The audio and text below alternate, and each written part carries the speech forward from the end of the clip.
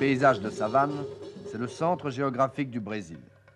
C'est l'emplacement qui a été choisi par un groupe d'économistes, de politiciens et d'urbanistes pour la construction d'une ville entièrement artificielle, créée uniquement par la volonté des hommes, pour être la capitale de l'an 2000. Brasilia, la seule ville au monde construite en fonction de l'avenir, vient de célébrer son premier anniversaire. Dominée par le gratte-ciel du Parlement, qui se reflète dans les eaux d'un bassin artificiel, cette ville du futur et de l'espoir n'est encore qu'un immense chantier.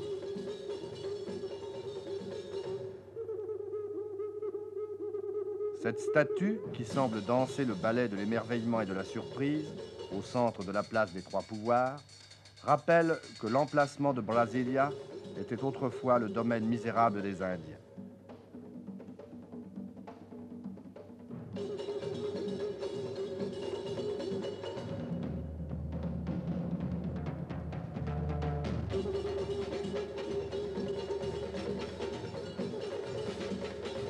C'est sur les bords du lac artificiel que le président Kubitschek, père spirituel de Brasilia, a fait construire sa résidence, habitée aujourd'hui par son successeur, le président Quadros. Cette maison blanche se prolonge par une petite chapelle aux formes surprenantes. Ces buildings de verre qui s'alignent le long de l'avenue centrale font penser aux constructions de Park Avenue à New York. Ce sont les ministères. En quittant leur bureau de Rio, les fonctionnaires brésiliens sont devenus des pionniers.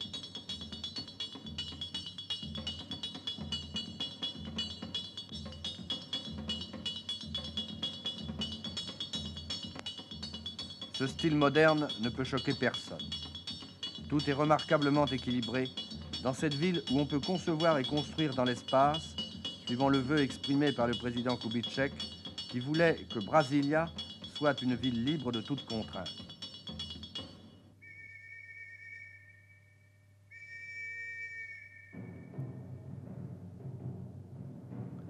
En forme de couronne d'épines, voici la cathédrale, une ossature de ciment.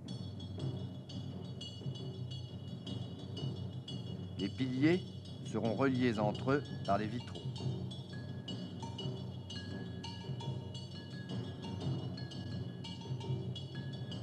Ce n'est pas la base d'une pyramide, mais le théâtre. Il n'est pas achevé, mais les feux de la rampe sont déjà allumés. Ce sera sans doute le plus moderne du monde.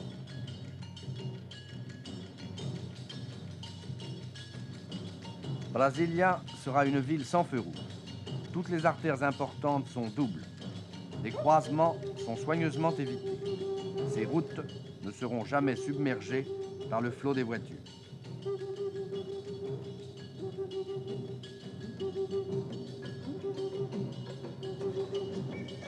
À certains endroits, la circulation se fait à 3 niveaux différents. Cette ville a été dessinée par un urbaniste, M. Lucio Costa. Les bâtiments officiels ont été construits par un architecte célèbre dans le monde entier, Oscar Niemeyer. C'est dans sa propriété de Rio que nous avons rencontré celui qui, devant l'histoire, sera le seul responsable de la réussite ou de l'échec artistique de cette ville. Oui, je n'ai aucune excuse si la chose n'est pas bonne. On dit en France que vous avez beaucoup subi l'influence de Le Corbusier. Oui, je pense que Le Corbusier, malgré son âge, non, est le plus jeune architecte du monde. Il travaille comme nous voulons, avec toute liberté, sans aucune préoccupation avec les choses fonctionnalistes. Il veut faire principalement les choses jolies et différentes. Et vous avez l'intention de faire de Brasilia la ville la plus moderne du monde? Non, je suis modeste. Je veux faire une ville, si possible, jolie, si possible, fonctionnelle, et principalement, si possible, pour les hommes pour une société différente. Pas pour une société capitaliste, une société socialiste, avec tous les hommes ont toutes les mêmes possibilités et les mêmes systèmes de vie. Pour ce touriste, Brasilia, c'est avant tout la capitale officielle. Celle où on peut entendre jouer la garde républicaine, dont les uniformes voulus historiques constituent un charmant anachronisme dans cette ville du XXIe siècle. Comme toutes les villes du monde, Brasilia a un maire, un peu effrayé par le rythme de croissance de sa ville. Notre population, il y a une année, était de 80 000 habitants. Actuellement, nous avons 150 000 habitants. Donc Brasilia n'est pas en danger. Non, je ne pense pas. Est-ce qu'il est possible pour un étranger de venir s'installer à Brasilia? Oui, nous voulons que l'étranger vienne ici pour nous aider dans la construction de la capitale. Brasilia, c'est une ville pour tout le monde, non seulement pour le Brésil.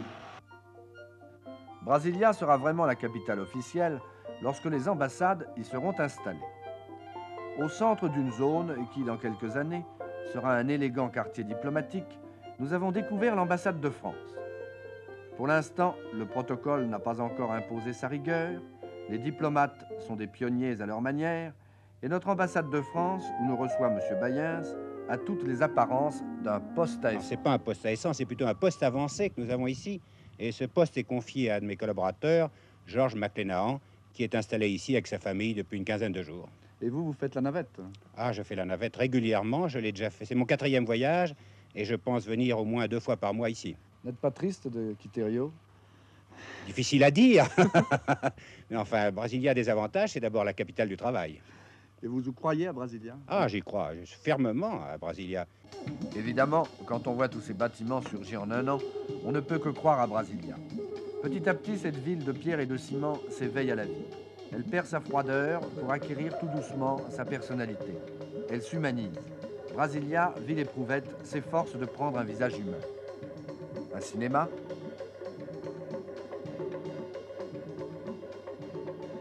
une église dédiée à Fatima, et bien sûr des cafés.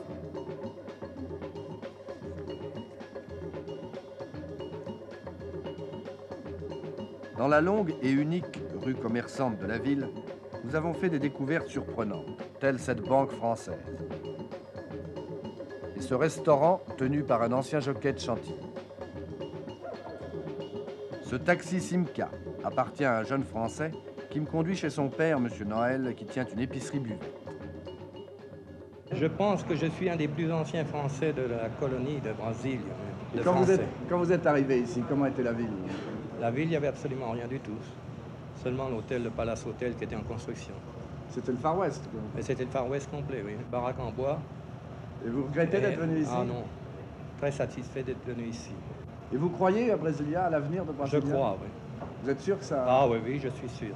Ça va marcher formidablement? Ça marchera terriblement. C'est votre femme qui est au bar? Oui, c'est ma femme qui est au bar. Ah. Bonjour madame. Bonjour monsieur. Alors votre mari me dit que vous êtes satisfait d'être ici? Bon, pour moi, personnellement, je préférais être restée à Rio, que j'avais une vie beaucoup plus agréable. Et pourquoi vous êtes venu ici? Bon, pour suivre mon mari. Je continue la loi française. C'est Je bien. suis mariée en France. Vous êtes originaire d'où? De Tours. Vous êtes de la Touraine? Oui. Vous n'êtes jamais retourné là-bas? Si, déjà 2 fois et je prétends partir maintenant au mois de juin. Et vous reviendrez ici à Bien Brasilia? sûr. Vous êtes devenue brésilienne? Oui, je suis d'ailleurs en train de traiter de ma naturalisation brésilienne. 100 mètres plus loin, un photographe, René Soudan. Il habite juste en face de son magasin, dans l'une de ces maisons qui, construites toutes sur le même modèle, ressemblent à des alvéoles, mais dont l'intérieur est assez confortable. Qu'est-ce que vous faisiez en France avant de venir ici? Beaucoup de choses. Enfin, j'ai fait des tas de métiers. J'ai terminé, j'étais fonctionnaire. Est-ce que vous avez l'impression d'être un pionnier ici, d'être un aventurier? Ou même pas. J'ai l'impression que je suis un garçon qui a compris ce pays, qui a compris qu'il fallait venir vers le centre et pas traîner au milieu de tas de concurrents au bord de la mer, n'est-ce pas? Et d'une vie facile à Rio. Vous aimez la difficulté? Non, j'aime pas la difficulté. J'aime les choses qui sont un peu prenantes, comme Brésil, par exemple. Vous ne trouvez pas que cette ville manque d'âme? Pour l'instant, oui. Tout est un peu égal, tout est un peu la même chose. C'est une maquette magnifique. Mais je crois que ça changera, parce qu'il y a aussi, ils ont prévu, n'est-ce pas, un secteur de diversion, un secteur pittoresque, qui n'existe pas encore, qui reste pour la fin. Vous êtes d'accord avec votre mari aussi? Où habitiez-vous avant d'être ici? J'habitais Seiba, Vous êtes une Française d'Indochine. française d'Indochine. Et la vie à Brasilia ne pose pas de problème pour l'éducation de vos enfants? Non, aucun. Maintenant, il y a toutes les écoles et même... Enfin, il manque les facultés, mais je pense que l'année prochaine ou dans 2 ans, enfin, tout ira bien. Et vous pensez, vous vous voyez installé pour votre vie à Brasilia? Oui. Qu'est-ce que pensent vos parents? Ah, je suis persuadée qu'ils viendront me rejoindre. Vous les attendez pour vous rejoindre? Je les attends. Vous avez donc une confiance totale dans Brasilia? Total. Tout le monde a donc confiance dans l'avenir de Brasilia. Personne ne doute de l'avenir de cette capitale embryonnaire. Pourtant, la vue de ces chantiers abandonnés est assez inquiétante. Il y a un an, on travaillait 24 heures sur 24. Aujourd'hui, le président Kubitschek a cédé sa place au président Quadros. Et par souci d'économie, les crédits ont été diminués. Le principe même de la construction de Brasilia n'est pas remis en cause, mais le rythme de construction n'est plus le même. Et on est pris de vertige quand on voit ce qu'il reste à faire sur ce terrain où rien ne pousse. Vous êtes combien d'ingénieurs? Et environ une centaine. Tous brésiliens? Nous sommes à peu près tous brésiliens, mais quelques-uns ont été diplômés à l'étranger, comme par exemple moi, j'ai été diplômé à Grenoble. Je suis un IEG. Vous n'avez pas l'impression que le choix de l'emplacement a été mauvais à cause du terrain pour construire une ville? Non, parce que pour construire une ville, on n'a pas besoin du bon terrain. C'est un terrain quelconque suffit. Mais cela a été étudié et c'est le meilleur terrain qu'on a trouvé dans les environs. Et parce qu'on a l'impression que ce sol, quand même, ce sol de Brasilia est très friable, enfin, que ce n'est pas un sol qui est propice à la construction. Bon, le sol a été étudié et nous construisons sur pieux. Pieux qui sont parfois assez longs, d'autres assez grands, d'autres assez petits. Mais dans l'ensemble, nous n'avons pas eu de déboires avec ça. Est-ce que la construction de Brasilia se poursuit conformément au plan? Dans l'ensemble général, oui. Il y a un léger retard, changement de gouvernement, changement de plan, mais dans l'ensemble, on peut dire que les délais prévus sont observés. Est-ce que vous avez des problèmes avec la main-d'œuvre? Non, nous avons pas la main-d'œuvre en abondance. Des gens qui n'étaient pas spécialisés, des ouvriers qui sont venus ici, mais qui ont réussi à s'adapter rapidement et ont fait ce Brasilia. Et ils viennent d'où, ces ouvriers? Ils viennent de tout le Brésil, mais surtout du nord du Brésil, Bahia, Pernambuco, Recife, Maranhão, toute la zone nord du Brésil. Ça, c'est l'ouvrier. Alors, les techniciens viennent du sud, São Paulo, Bahia, São Paulo, Minas Gerais et Rio de Janeiro. Finalement, cette ville a été construite par des amateurs, par des gens qui n'étaient pas du métier, au point de vue ouvrier. On peut dire oui.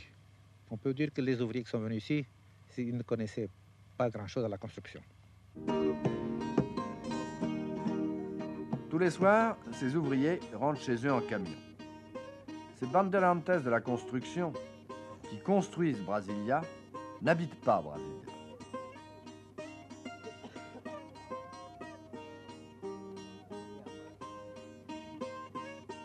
En les suivant, nous avons découvert une ville extraordinaire, la ville libre.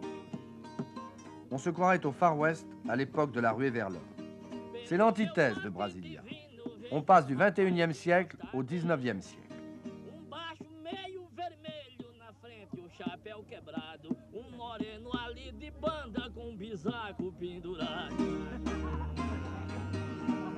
Cette ville libre, c'est devenu le problème numéro 1. Ces planches sont amenées à disparaître, à être broyées par les bulldozers.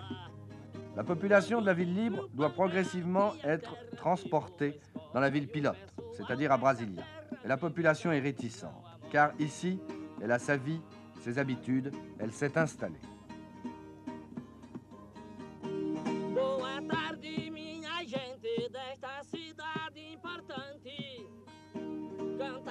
Pour convaincre la population, le gouvernement utilise tous les moyens de persuasion. C'est ainsi que ce troubadour que vous entendez chanter est un fonctionnaire rémunéré par la mairie. Sa fonction consiste à vanter sur sa guitare les mérites de Brasilia.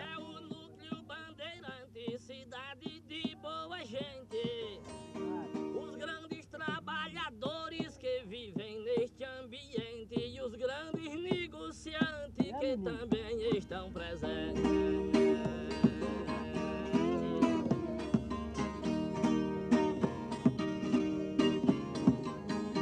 Como o pessoal não peca por ser bom trabalhador,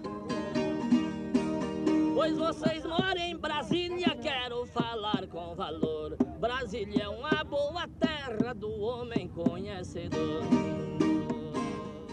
Si les habitants de la ville libre hésitent à déménager, il y a des raisons plus sérieuses que des raisons sentimentales. Brasilia, ville moderne, est trop chère pour ceux-là même qui la construisent. Il y a combien de temps que vous êtes installé ici, monsieur Simon? Ça fait 3 ans. Et vous allez y rester? Non, je compte m'installer au plan pilote, c'est-à-dire à Brasilia même, parce que ceci est provisoire. Vous avez trouvé là-bas? J'ai trouvé, mais le loyer est très cher. Combien payez-vous pour un loyer? C'est-à-dire, le loyer varie entre 90 000 brusers et 100 000. Ça fait 200 000 francs? 200 000 francs français. Il n'y a pas de contrôle du prix des loyers à Brasilia? Non, il est libre. Au Brésil entier, le loyer est libre. Les Brésiliens ont fait un gigantesque pari. Ils ont conçu leur capitale portée par l'enthousiasme de l'avenir. C'est un acte de foi. Certains diront que Brasilia, c'est la charrue avant les bœufs. Mais ici, au Brésil, dans ce pays qui ne vit que pour le futur, il faut bousculer les conventions. Brasilia est peut-être un défi, mais un défi qui force l'admiration et attire le respect.